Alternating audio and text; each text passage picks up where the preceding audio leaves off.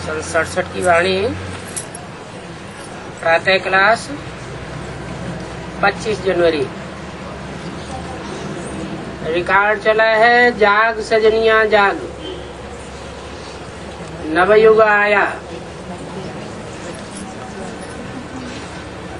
बच्चों को ज्ञानी तू आत्मा बनाने के लिए ऐसे ऐसे जो गीत हैं वो सुनवा करके फिर उनका अर्थ कराना चाहिए।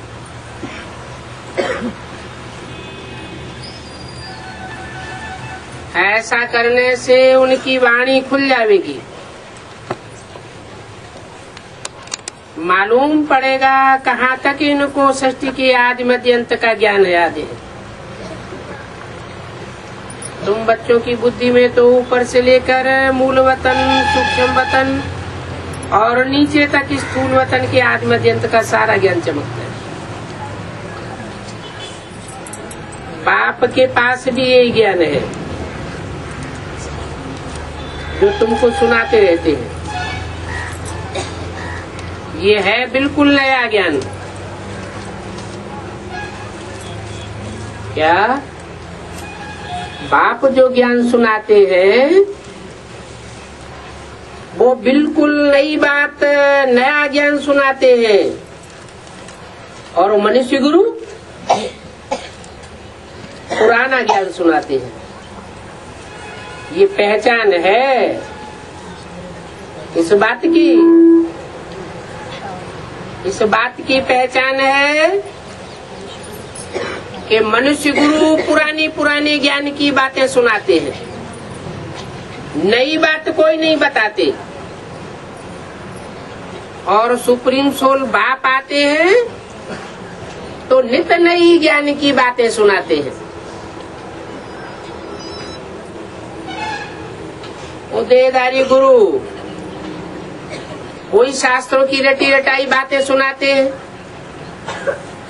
वो गुरु चाहे 500 करोड़ की दुनिया के गुरु हो, चाहे 500 करोड़ की जो मनुष्य आत्माओं की दुनिया है उसके आधार मूर्त जड़े हो, और चाहे उन जड़ों के जो बीज है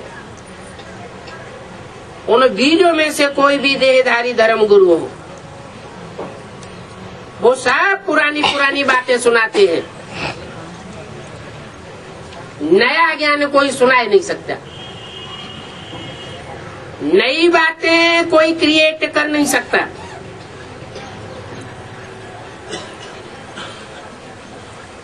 भले शादी में नाम है,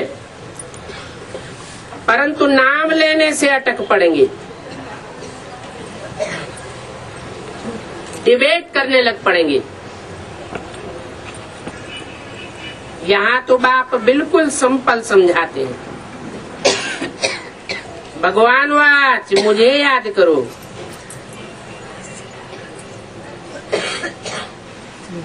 क्योंकि मैं ही पतित पावन हूँ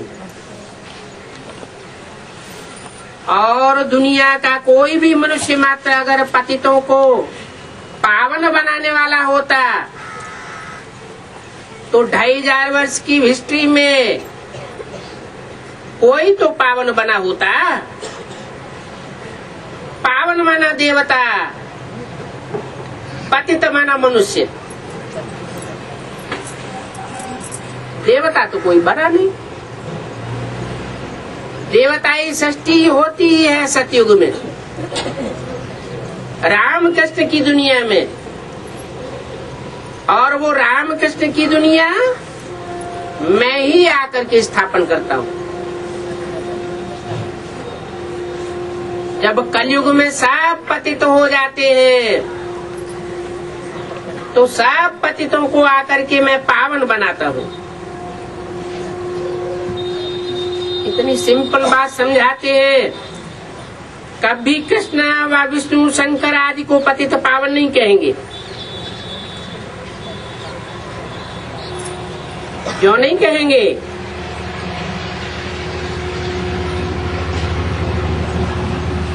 क्योंकि कृष्ण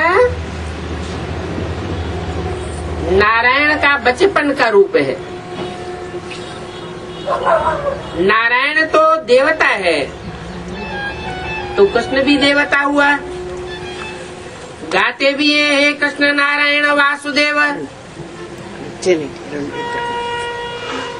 तो देवताओं की रचना रचने वाला तो सुप्रीम सोल बाप है, जो मनुष्य को देवता बनाता है। अगर कहे विष्णु पतित पावन है तो विष्णु कोई 4 भुजाओं का देवता होता नहीं है। ये तो 4 आत्माएं जो सृष्टि निर्माण के कार्य में सुप्रीम सोल बाप शिव का सबसे जास्ती सहयोगी बनती है और संगठित रूप में सहयोगी बनती है। उनकी यादगार विष्णु दिखाया हुआ है। बाकी ऐसे नहीं कि विष्णु कोई भगवान है और 4 हाथों का कोई देवता है जो भगवान का रूप बन जाता है।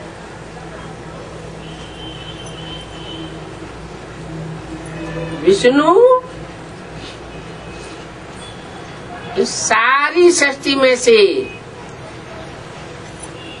विश्व को समाप्त करने वाला है।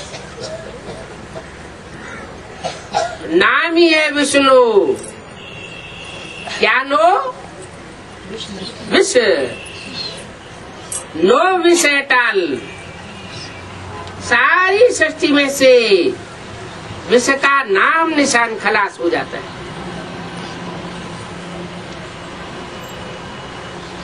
ये ऐसा संगठित 4-5 आत्माओं की पार्ट की यादगार है और ऐसा पार्ट उनको बजाना कौन सिखाता है?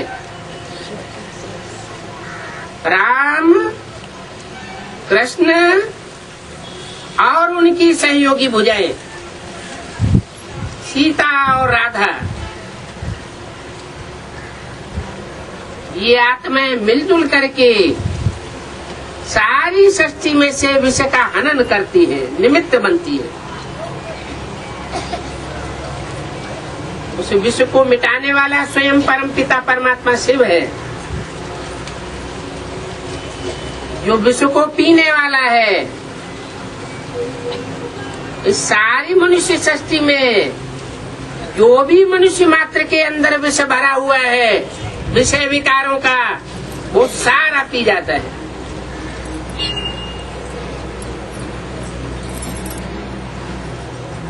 तो विष्णु को भी तुम भगवान नहीं कहेंगे, पतित पावन नहीं कहेंगे, और शंकर को भी नहीं कहेंगे, क्योंकि शंकर अगर पतित पावन होता तो वो किसकी याद में बैठा हुआ है? उसको याद करने की क्या दरकार?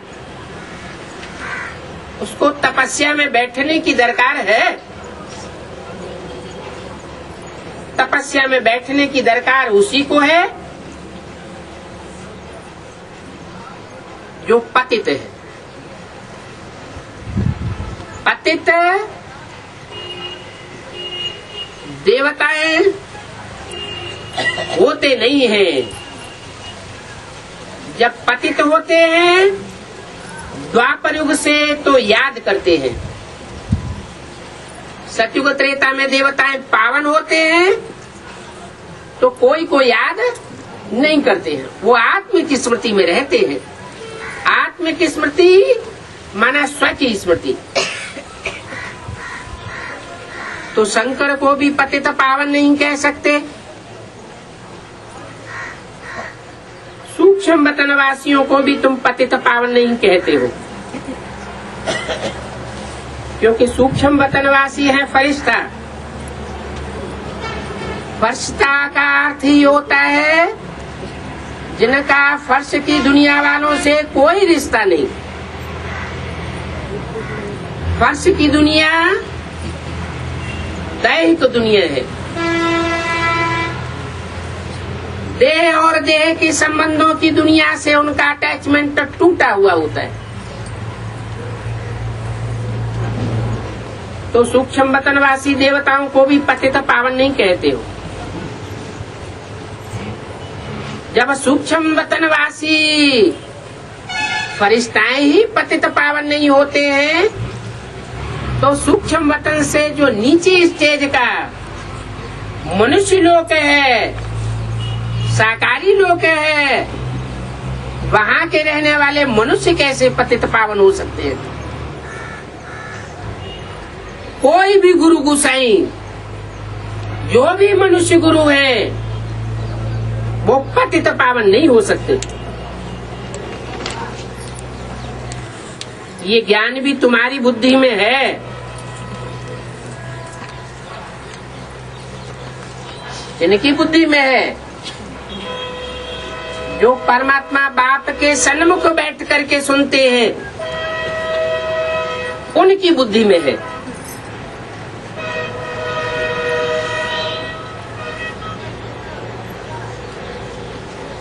शास्त्रों के बारे में जास्ती आर्यू करना ठीक नहीं है। बहुत वाद विवाद हो जाता है।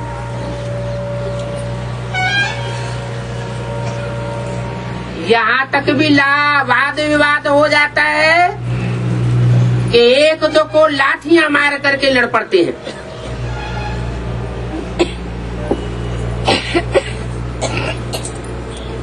इस बात की शूटिंग कैसे होती है?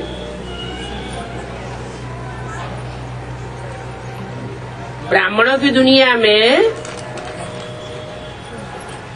शूटिंग तो होती है ना, तो रिहर्सल ये कैसे होती है? वो भक्ति मार्ग की लड़ाई झगड़े की, जब दो आपस में शास्त्रों का वाद विवाद करते हैं तो इतना क्रोध में आ जाते हैं कि डंडे लेकर एक दूसरे की पिटाई करने लग पड़ते हैं। यहाँ शूटिंग कैसे होती है? हैं? हाँ,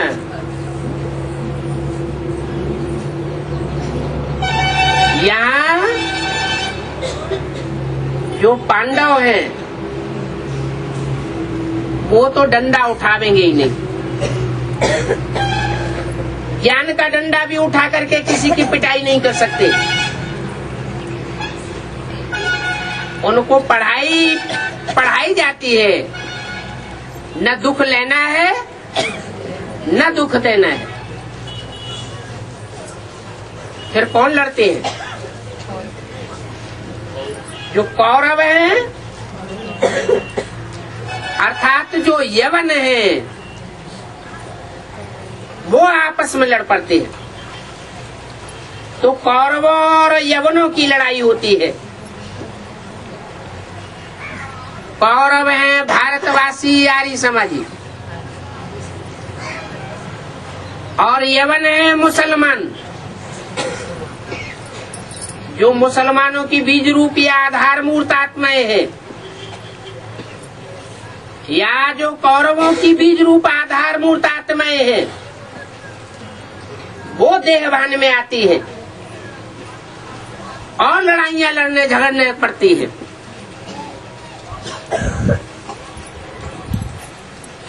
तो तुम बच्चों को शास्त्रों की बातों में टू मच नहीं जाना है।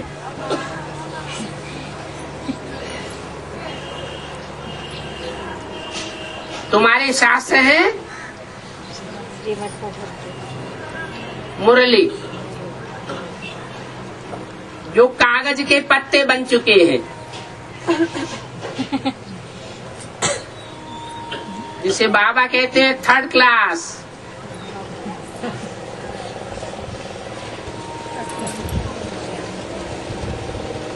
तो वो थर्ड क्लास जो ज्ञान है, उनकी बातों को पकड़ करके जास्ती आर्ग्यू नहीं करनी चाहिए।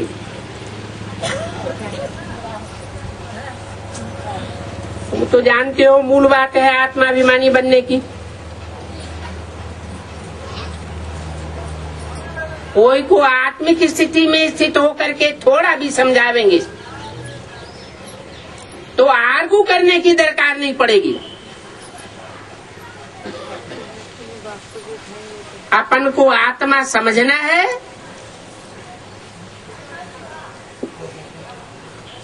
और दूसरों को भी आत्मिक रूप में देखना है।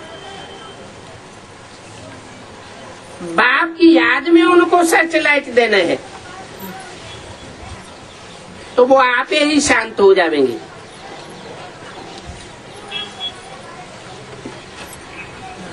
ये श्रीमत है मुख्य। कौन सी? अपन को आत्मा समझ बाप को याद करना। बाकी तो डिटेल की बातें हैं। देखो बीज कितना छोटा होता है और झाड़ का बहुत विस्तार हो जाता है। जैसे बीज में सारा ज्ञान समाया हुआ है, वैसे ये सारा ज्ञान यहाँ भी मनुष्य सृष्टि का जो बीज है, जिसे हम कहते हैं परमात्मा,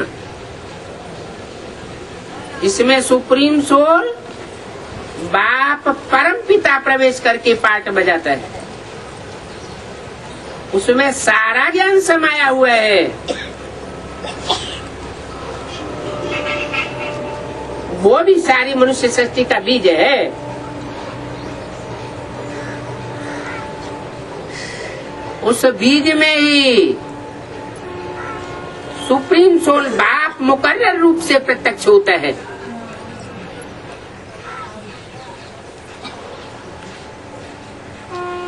तुम्हारी बुद्धि में बीज की भी पहचान है और झाड़ की भी पहचान है।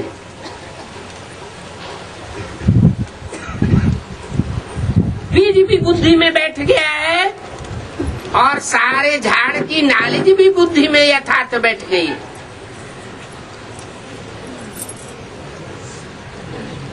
जिस प्रकार तुम जानते हो और कोई ऐसा ज्ञान समझा नहीं सकता।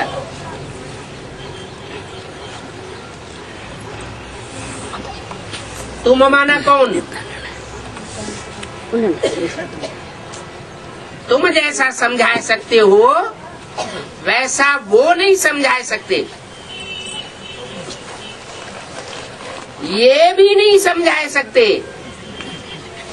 ये माना कौन? ब्रह्मा नहीं समझा सकते, ब्रह्मा कुमार कुमारी भी नहीं समझा सकते, और दुनिया वाले जो बहुत दूर हैं, तुम्हारी मेंटेलिटी के मुकाबले बहुत दूर है, वो भी नहीं समझा सकते।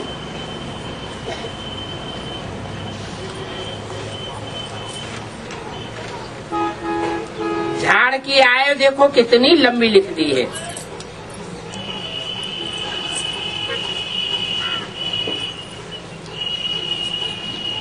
लाखों वर्ष की झाड़ की आयु लिख दी है। बाप बैठ समझाते हैं, बीज व झाड़ अथवा ड्रामा का चक्कर अभी पूरा होता है। पूरा राज तुमको समझाते हैं।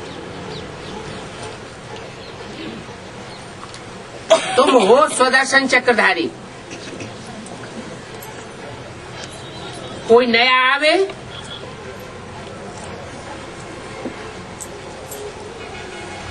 और बाप महिमा करे कि सुदर्शन चक्रधारी को कोई समझा न सके, क्योंकि वो तो अपन को बच्चा ही नहीं समझते हैं। यहाँ तो बाप गुप्त है।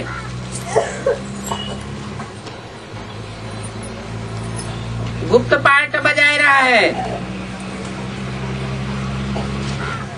बाप भी गुप्त है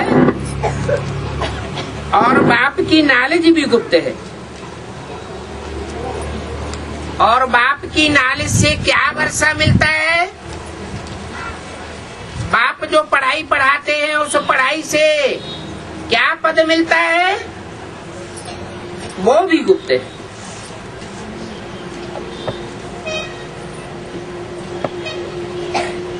नया कोई ये सुन करके मुझे पढ़ेंगे,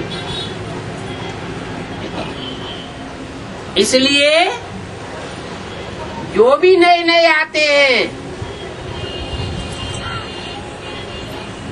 उनको पहले 7 दिन की भट्ठी करानी पड़े। 7 दिन भट्ठी में बिठाया जाता है।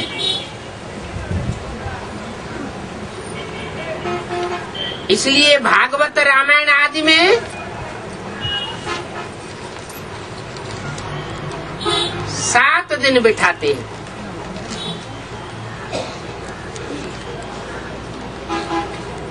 भागवत कथा करेंगे, रामायण की कथा करेंगे, 7 दिन लगाते हैं। ये रस्म रिवाज भक्ति मार्ग में संगम युग की चली आई है। वास्तव में तो वहाँ तो 2-4 घंटे सुन करके भाग जाते हैं। वहाँ कोई 7 दिन की भट्टी नहीं कराई जाती है।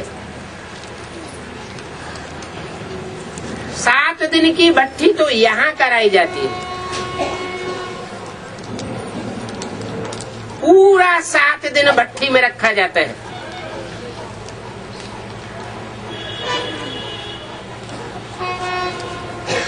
तो बुद्धि में जो भी सारा किचड़ा है,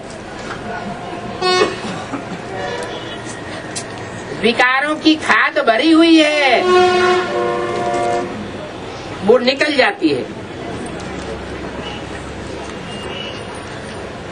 सदा के लिए नहीं निकल जाती है, बेसिकली निकल जाती है। और जब कचरा निकल जाता है तो बुद्धि शुद्ध हो जाती है। शुद्ध बुद्धि में बाप का ज्ञान आसानी से बैठता है। बुद्धि योग बाप के साथ लटक जाता है। यहाँ इस दुनिया में सब रोगी है। सतयुग में ये रोग नहीं होते हैं। वहां कोई बीमारी नहीं पड़ती।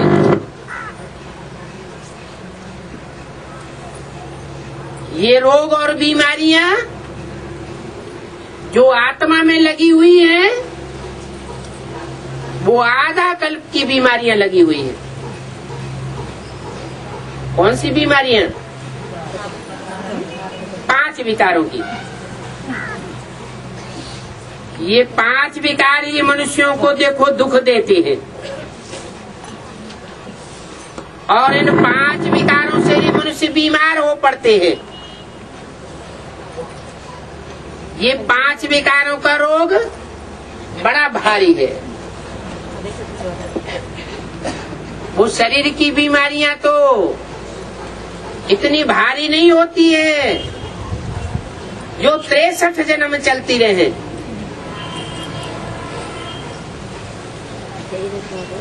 वहाँ सतयुग में ये बीमारियां नहीं होती है। यहाँ तुम देही अभिमानी बन करके रहते हो और ये जानते हो हम आत्मा एक शरीर छोड़ दूसरा लेते हैं। पहले से ही नई दुनिया में साक्षात्कार हो जाता है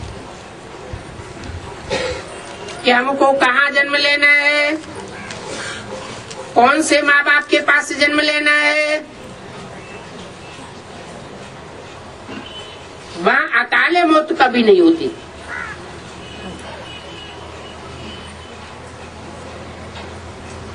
जो स्थूल रूप में सतयुग और त्रेता युग की रचना होती है, नई दुनिया बनती है,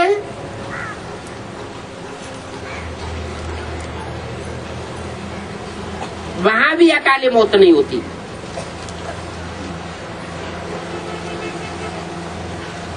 और परमात्मा बाप जो ऊंचे से ऊंचा स्वर्ग रचते हैं,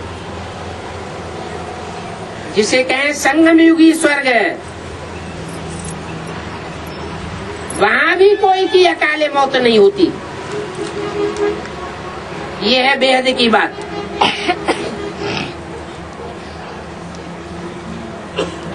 यहाँ तो अभी अकाले मौत होती रहती है। अभी अभी अच्छे खासे ज्ञान में चलते हैं, निश्चय बुद्धि है, बाप को अपना बाप मानते हैं,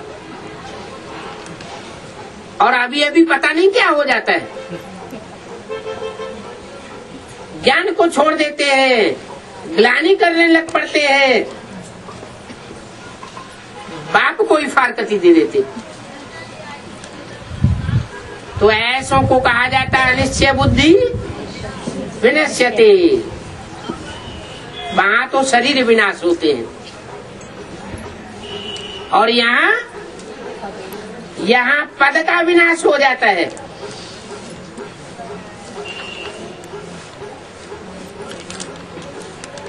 तो अभी वो स्वर्णिम संगम युग आने वाला है।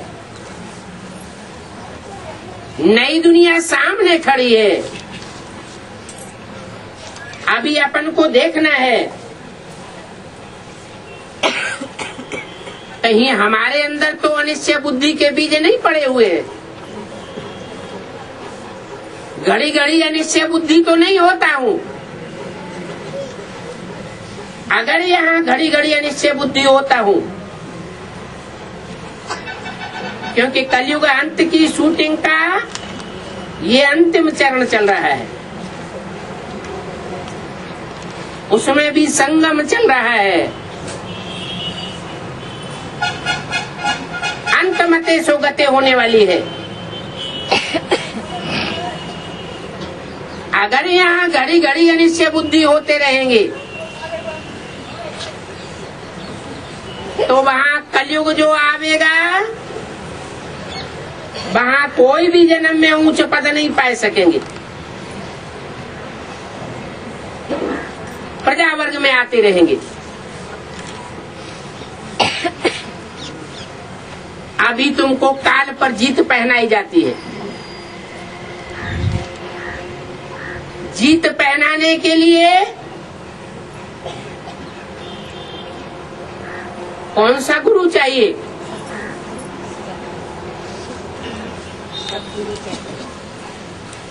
साइंस की पढ़ाई पढ़ाने वाला साइंस का टीचर चाहिए।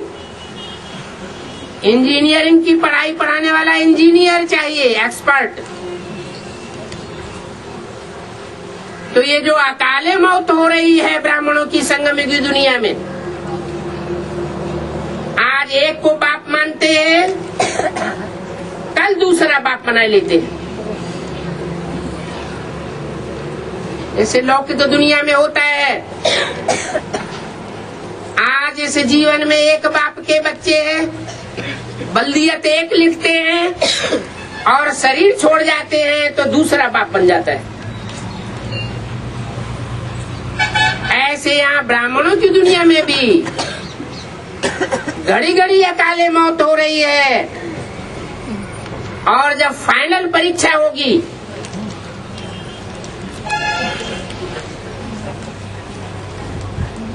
तो मौत का बाजार लगेगा।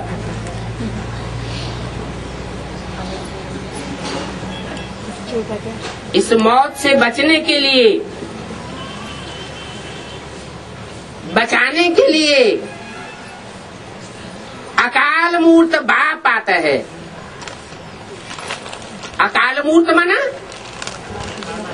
जिसको कोई काल खा नहीं सकता, माना वो जब से प्रत्यक्षता रूपी जन्म लेता है उसको कोई अनिश्चय बुद्धि रूपी काल खा नहीं सकता। ऐसा टीचर तुमको प्रैक्टिकल में मिलता है। और सब आत्माओं की, जो भी मनुष्य मात्र आत्माएं शूटिंग पीरियड में शूटिंग कर रही है, रिहर्सल कर रही है, चाहे वो बीज रूप हो, चाहे आधार मूर्त हो, सबकी मौत होती रहती है।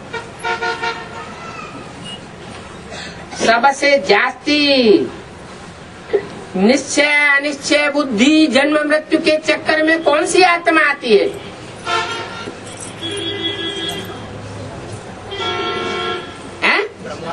ब्रह्मा की सोल। तो ब्रह्मा की सोल वो तो शरीर छोड़ गई। शरीर छोड़ जाने के बाद परमधाम वापस चली गई या इसी दुनिया में पार्ट बजाती है? इसी दुनिया में पार्ट बजा रही है। कैसे पार्ट बजाती है? जैसे शिव ज्योति बिंदु प्रवेश करके पार्ट बजाते हैं, लेकिन वो तो सदा ही शिव है, सदैव ज्योति बिंदु के रूप में प्रवेश करके पार्ट बजाते हैं। और उनको कभी संग का रंग भी लगता नहीं है। और ब्रह्मा की सोल प्रवेश तो करती है, लेकिन संग का रंग भी उसे जरूर लगता है। जिसमें भी प्रवेश करती है, जैसी आत्मा का भी संग होता है वैसा ही रंग हो जाता है।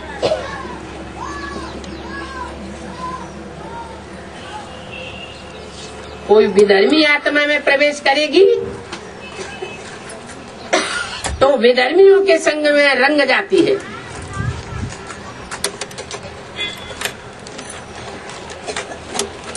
और सुप्रीम सोल बाप जिस तन में मुकर्रर रूप से प्रवेश करता है, अगर उसमें बीज रूप बन करके प्रवेश करती है तो तुरंत बीज रूप स्टेज बन जाती है।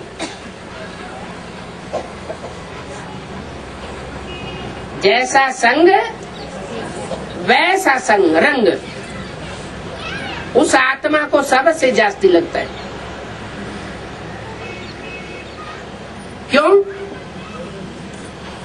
ब्रह्मा को सबसे जास्ती संग का रंग क्यों लगता है? जो मनुष्य सृष्टि का पिता है उसको सबसे जास्ती संग का रंग क्यों नहीं लगता? संग का रंग तो दोनों को लगता है, ब्रह्मा को भी लगता है और शंकर को भी लगता है। माना कृष्ण की आत्मा को भी लगता है और राम की आत्मा को भी लगता है। अंतर क्या है?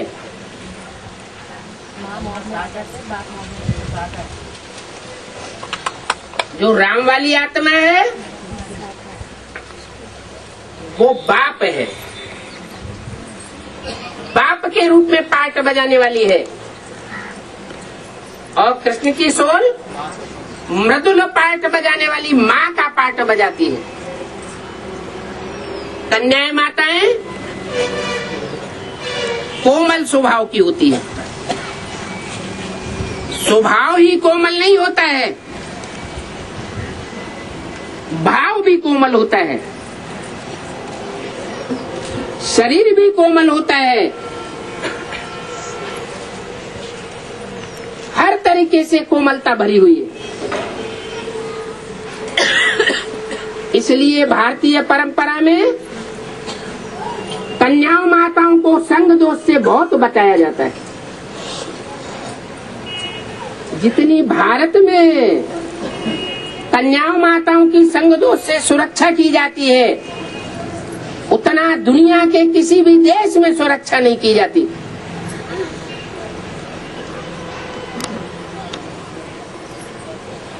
जितना जितना उनको सुरक्षा प्रदान करेंगे,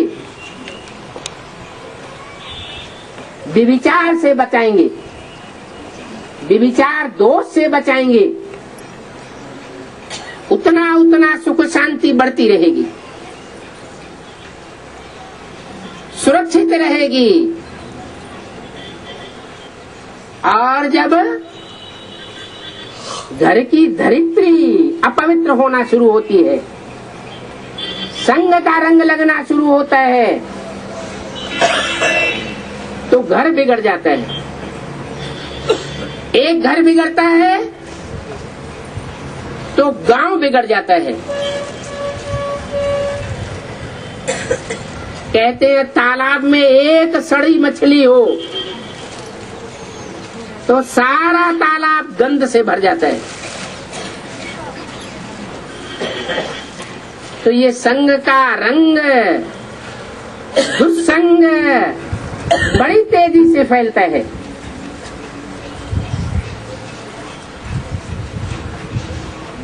इसलिए अभी से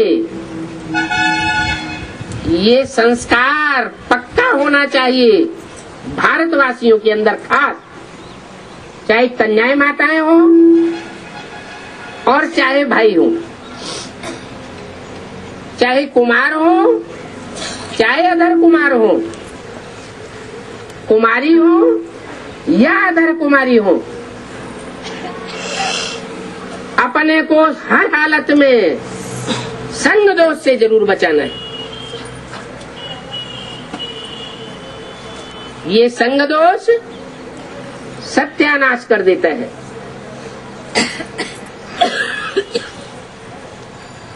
विधर्मियों के संग के रंग से अपन को जरूर बचाना है। ऐसे नहीं कि द्वापर युग से ही विधर्मियों का संग का रंग लगता है, संगम युग में नहीं लगता है। नहीं, द्वापर युग से जो विधर्मी आते हैं उनकी तो रूपरेखा,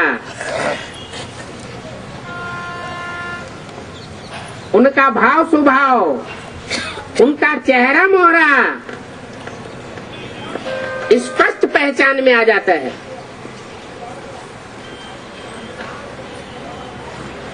इस्लामियों की अब पहनाव,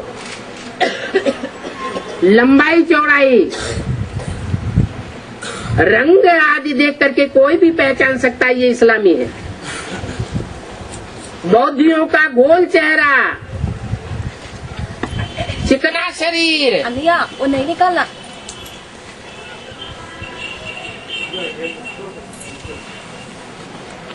कोई भी देख करके समझ सकता है कि ये बौद्ध धर्म का है, बौद्ध धर्म खंड का है।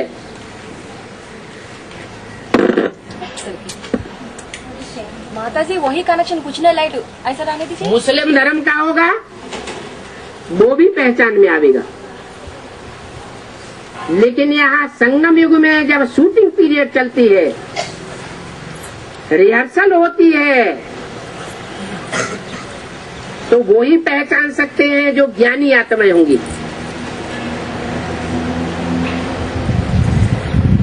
ज्ञान सूर्य बाप के डायरेक्ट बच्चे होंगे। अगर डायरेक्ट बाप से कनेक्शन नहीं होगा, कोई दूसरे देहधारी धर्म गुरुओं से कनेक्शन बुद्धि का जुटा हुआ होगा, तो उनकी पहचान में नहीं आवेगा, परख शक्ति नहीं होगी, और परख शक्ति न होने के कारण निर्णय शक्ति भी नहीं होगी। नहीं पहचान सकेंगे इस ब्राह्मण परिवार में कौन सा ब्राह्मण किस कुरी का है, ऊंची कुरी का है या नीची कुरी का है। क्योंकि जैसे दुनिया में 9-10 धर्म फैले हुए हैं, ऐसे ही ब्राह्मणों की दुनिया से ब्राह्मणों की 9 कैटेगरीज प्रत्यक्ष होती है। जो भक्ति मार्ग में ब्राह्मणों की 9 कुरियां गाई हुई है।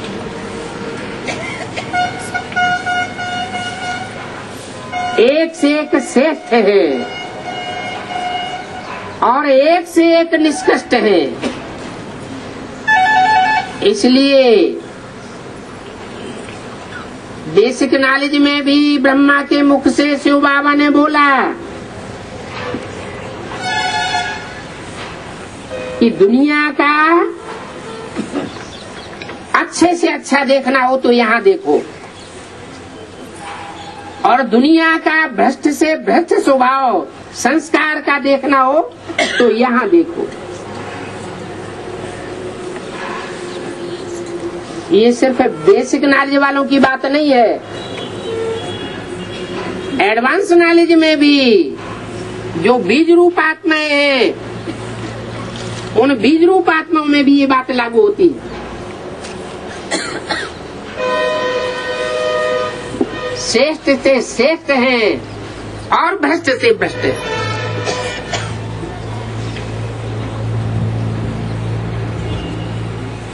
अच्छे अच्छे स्वधर्मी भी हैं और नीच से नीच विधर्मी भी है, विदेशी भी है। अगर यहाँ उनके संग के रंग में आ गए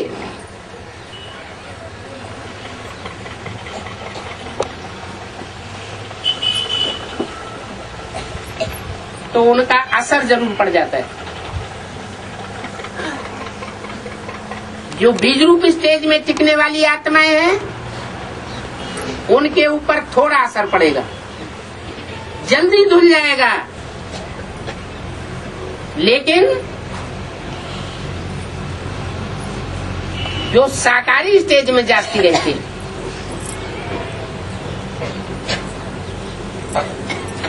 वो संग के रंग को जल्दी ग्रहण करते हैं और जल्दी छोड़ नहीं पाते।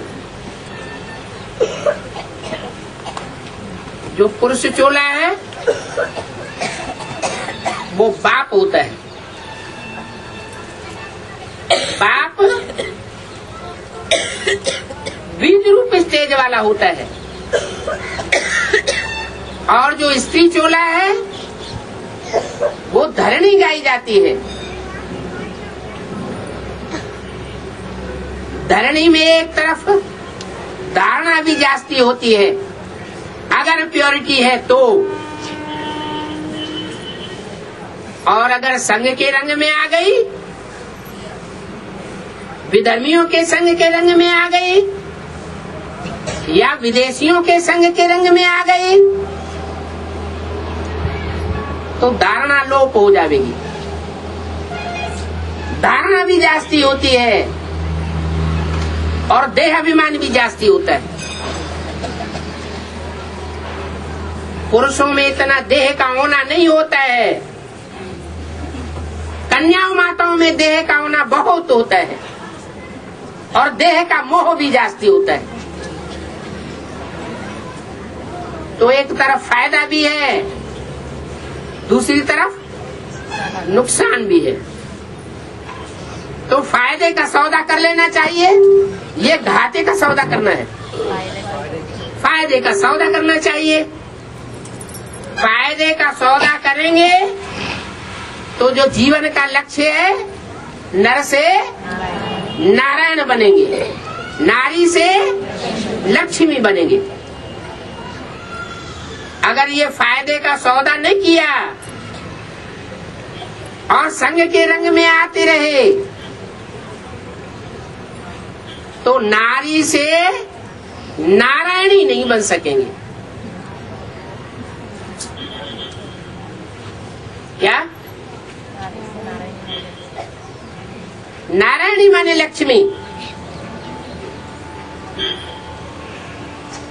लक्ष्मी की पूजा भारत में होती है। दूसरी ओर जगदम्बा की भी पूजा भारत में होती है। अंतर क्या है दोनों की पूजाओं में?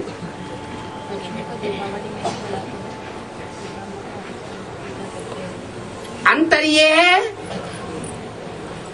कि लक्ष्मी महालक्ष्मी के रूप में पूजन होती है,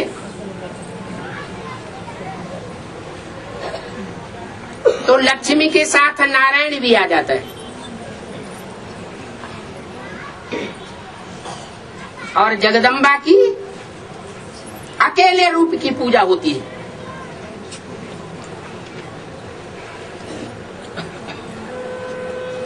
स्त्री पुरुष दोनों इकट्ठे रूप हैं।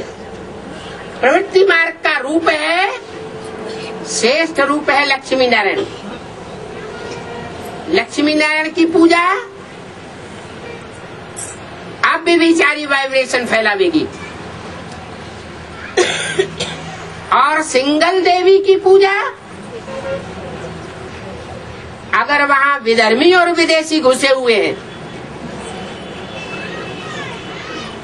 तो बेविचारी वाइब्रेशन फैला देगी। इसलिए मुरली में बोला है, सिंगल देवी के पुजारी होते हैं रावण संप्रदाय। उनकी तो इच्छा होती है कि ये डबल बन के हमारे सामने न रहे, युगल बन के हमको देखने में न आए। कैसे देखने में आए? जैसे रावण चाहता था। रावण क्या चाहता था? कि सीता अकेली रह जाए, हमको मौका मिल जाए और राम भाग जाए। तो जो भी सिंगल देवी के पुजारी हैं, वो सब रावण संप्रदाय है। वो रावण संप्रदाय के चंबे में अगर कन्याएं माताएं आ गई तो जन्म जन्मांतर का रोना रोना की शूटिंग होगी, दुखधाम की शूटिंग हो जाएगी, सुखधाम की शूटिंग नहीं होगी। इसलिए 3 मूर्तियां दिखाई गई हैं, 3 धाम बताए गए हैं। तीनों ही मूर्तियां 3 धाम की अधिपति के रूप में बैठी हुई है सूक्ष्म वतन में। कौन कौन से धाम है? 3। सबसे नीचे है दुखधाम, मीडियम स्थिति में है सुखधाम और सबसे ऊंची स्टेज में है शांति धाम। शांति देवा कहा जाता है। ऐसी ऊंची स्टेज हमको अभी पकड़नी है।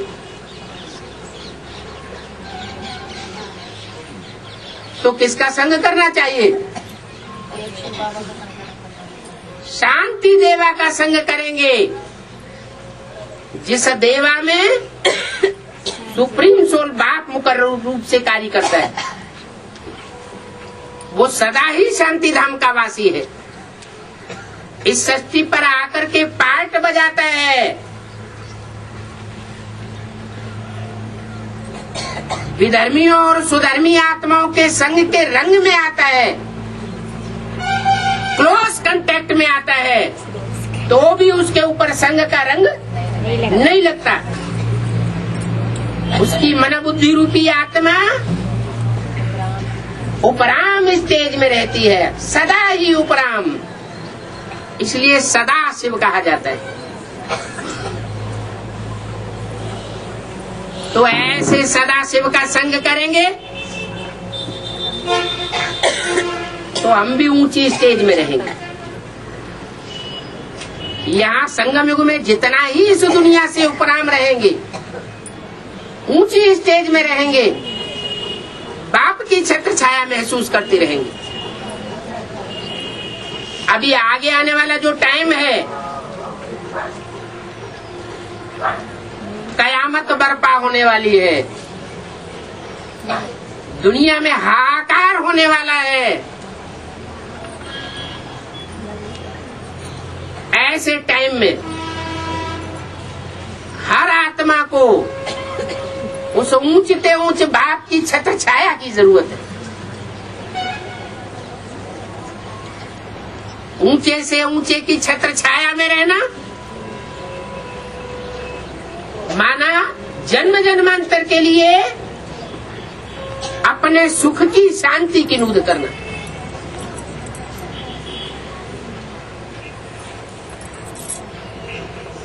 विष्णु भी है मीडियम कैटेगरी में।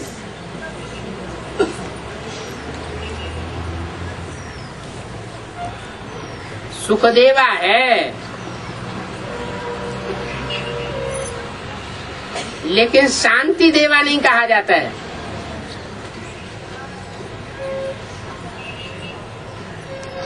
शांति धाम में ले जाने के लिए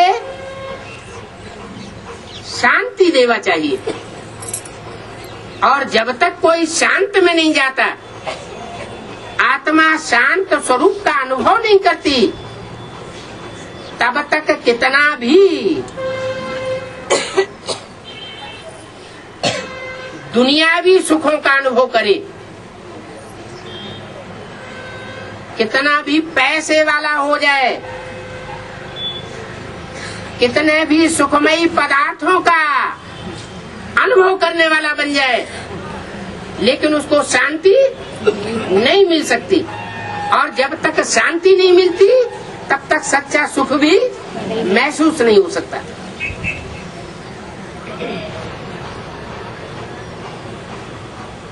और सुखदेवा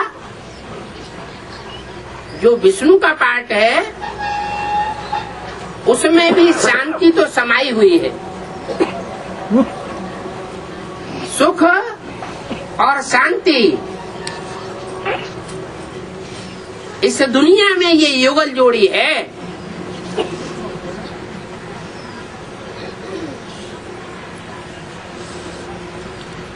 दुख जो है वो अशांति देता है। दुख की दुनिया हम अपने लिए संग के रंग से क्रिएट करते हैं। तो चाहे तो अच्छा संग लें और चाहे तो बुरा संग लें। संग तारे कुसंग बोरे,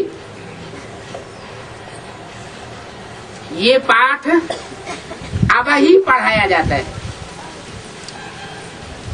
भक्ति मार्ग में तो गायन करते हैं सत्य संग का, लेकिन जानते नहीं है कि सत्य क्या चीज है और सत्य है कौन।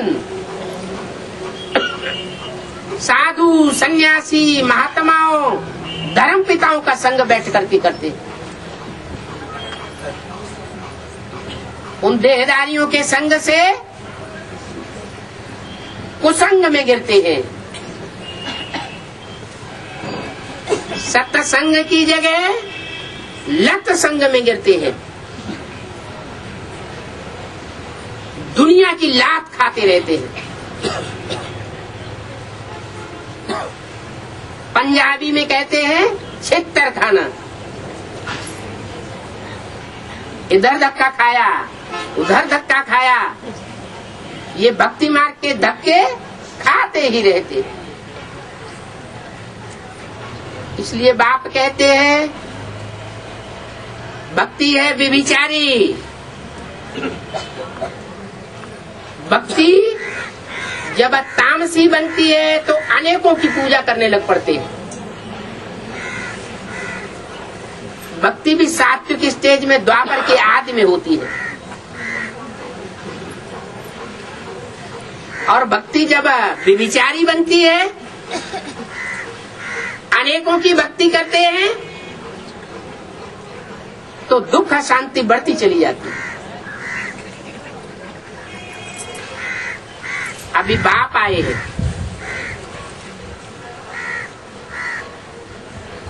ज्ञान भी सुनाते हैं।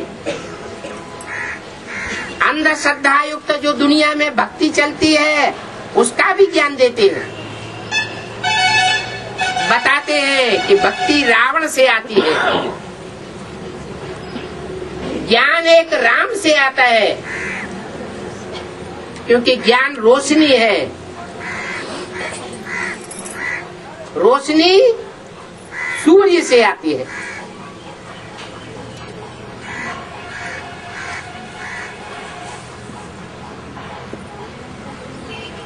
तो सूर्यवंशी बनना चाहिए ना, चंद्रवंशी क्यों बनना चाहिए? चंद्रमा तो सूर्य से रोशनी लेता है, लेकिन बुद्धि में बैठा हुआ है भक्ति मार्ग। 63 जन्मों का पक्का संस्कार। गीता का भगवान कृष्ण उर्फ दादा लेखराज साकार स्वरूप है।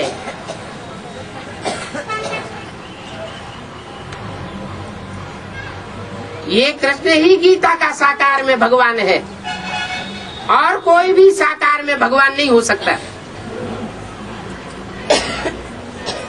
जब ऐसी अंधश्रद्धा बुद्धि में बैठ जाती है कि ज्ञान चंद्रमा ही गीता का साकार भगवान है, क्योंकि शीतलता प्रदान करता है। और सूर्य क्या करता है? सूर्य में इतनी तीक्ष्णता है कि वो जलाए देता है। क्या जलाता है? जो कीड़े मकोड़ों की स्वभाव वाली आत्माएं हैं, दुर्गंध है, कचरा है, उसको सुखा देता है। चंद्रमा की रोशनी में कीड़े मकोड़े भी पलते हैं और दुर्गंध भी पलती रहती है।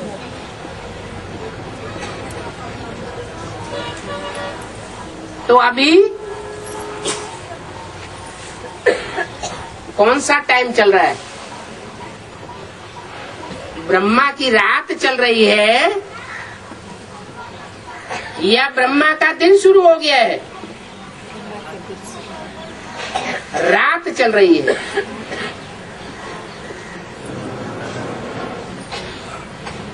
ब्राह्मणों की आधारभूत दुनिया में तो रात है ही है,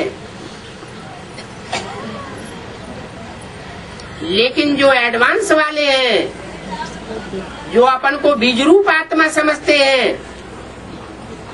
उनकी दुनिया में भी ब्रह्मा की रात चल रही है।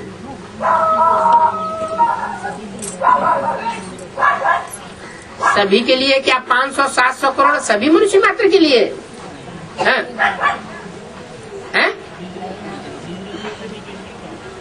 बीज रूप में सभी के लिए है, या 2-4 ऐसे भी जिनके लिए नहीं है?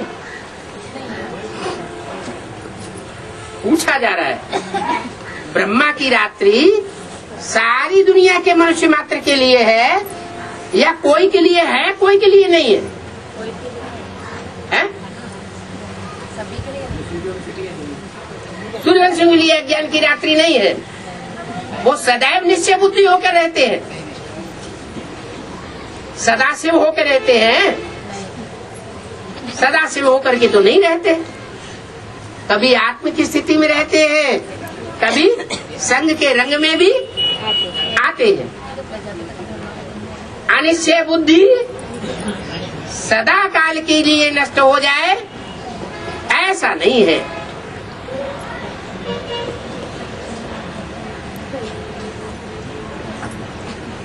तो बाप पहचान देते हैं। क्या करना है कि चंद्रमा और सूर्य, अक्सर ऐसे होता है जब बादलों से ढका हुआ सूर्य होता है तो चंद्रमा की तरह शीतल दिखाई पड़ता है, क्योंकि मायावी बादलों से ढका हुआ है।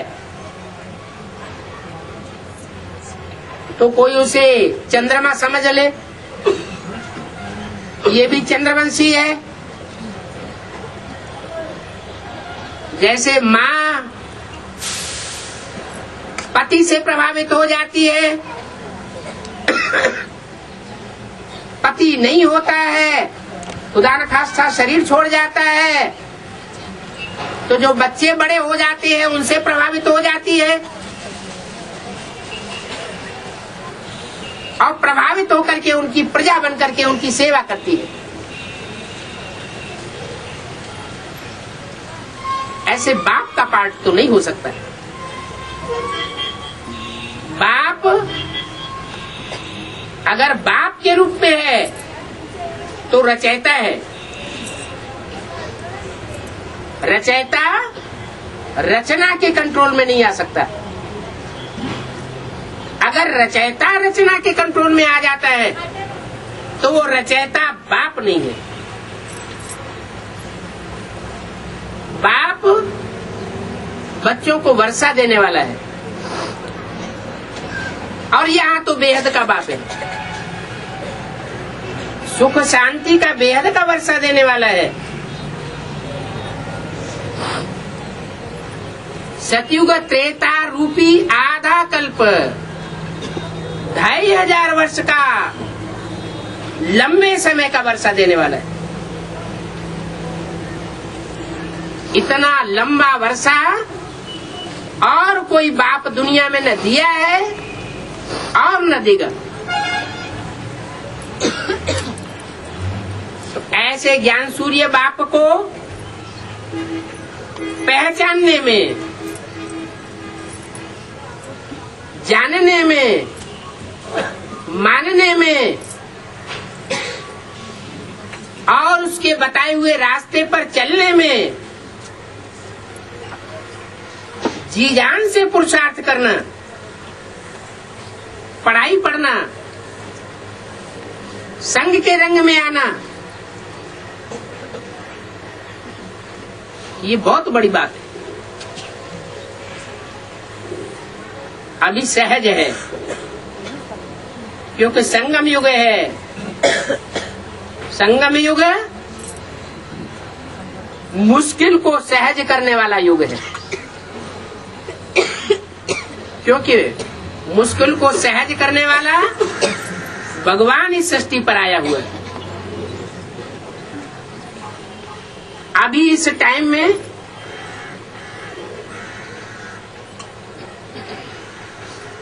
अगर मुश्किल को सहज न कर पाया तो 63 जन्म भी मुश्किलातों से घिरे हुए रहेंगे। कोई सहयोगी नहीं बनेगा।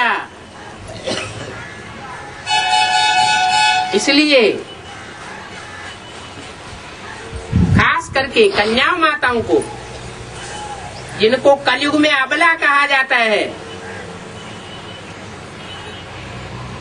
उनको संग के रंग के ऊपर बहुत ध्यान देना चाहिए।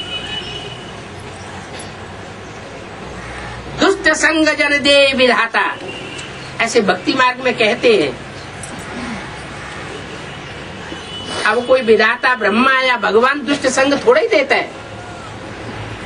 अभी संगम युग में जानबूझ करके, हठ करके, जबरियन अपने अहंकार को दिखाने के लिए कोई कोई आत्माएं वो रास्ता पकड़ लेती है। अगर संगम युग में भी हम हठ करते रहे, हठ योगी बने रहे और सच्ची बात को न जाना, सच्चे बाप को न पहचाना और उसके बताए हुए डायरेक्शन पर अमल न किया, तो जन्म जन्मांतर के लिए दुखधाम में रहेंगे। 21 जन्म की तो सुख शांति मिलेगी, लेकिन मन का लास्ट वाला होगा।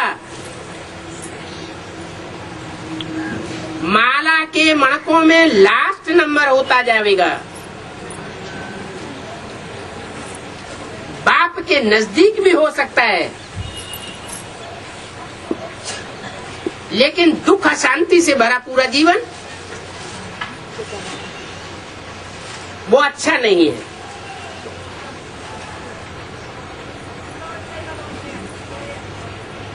बाप की नजर हर बच्चे पर रहती है, लेकिन बाप कोई के भाग्य को बदल नहीं सकता। अपना भाग्य बदलना और श्रेष्ठ बनाना